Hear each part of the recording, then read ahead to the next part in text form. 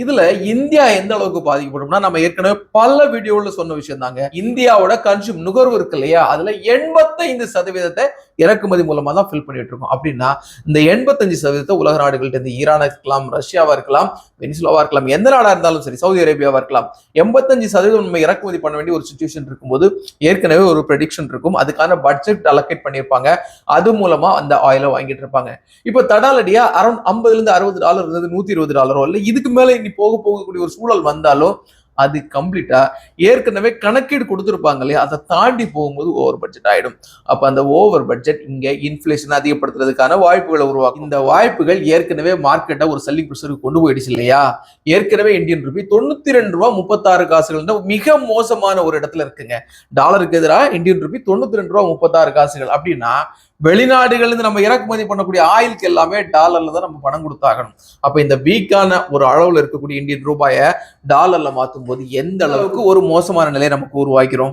என்னதான் மார்க்கெட்ல இன்னைக்கு சென்செக்ஸ் 74,563 செட்டில் ஆயிருந்தாலும், நிப்டி ஏறத்தாழ 23,151 செட்டில் ஆயிருந்தாலும், இதுதான் எண்ட் பாயிண்டா, இங்கிருந்து மார்க்கெட் ரெக்கவர் ஆயிருமானா அதுக்கு இப்போதைக்கு விடை கிடையாது.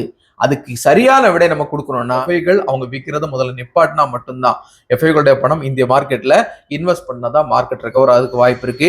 இந்தியன் ரூபி ஏற்கனவே வீக்கா இருக்கக்கூடிய 92.36 ரேஞ்சில இருந்து கொஞ்சமாச்சும் ரெக்கவரி கிடைச்சா மட்டும் பாசிட்டிவ்கான வாய்ப்புகளா இருக்கு. இதெல்லாம் தாண்டி ரீசெண்டா வந்து இந்தியாவோட இன்ஃபிளேஷன் 3.21% ஆயிருக்கு.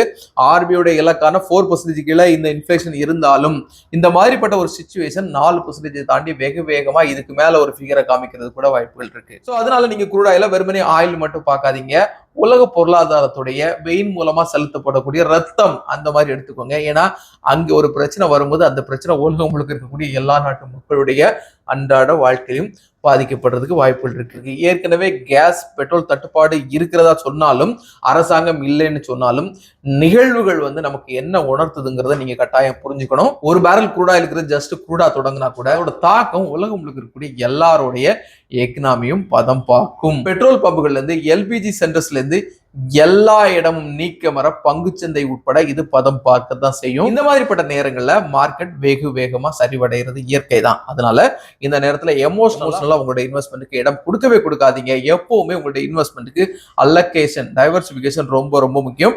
அசெட் அலோகேஷன் ரொம்ப ரொம்ப முக்கியம். அதுல ரொம்ப தெளிவா இருங்க.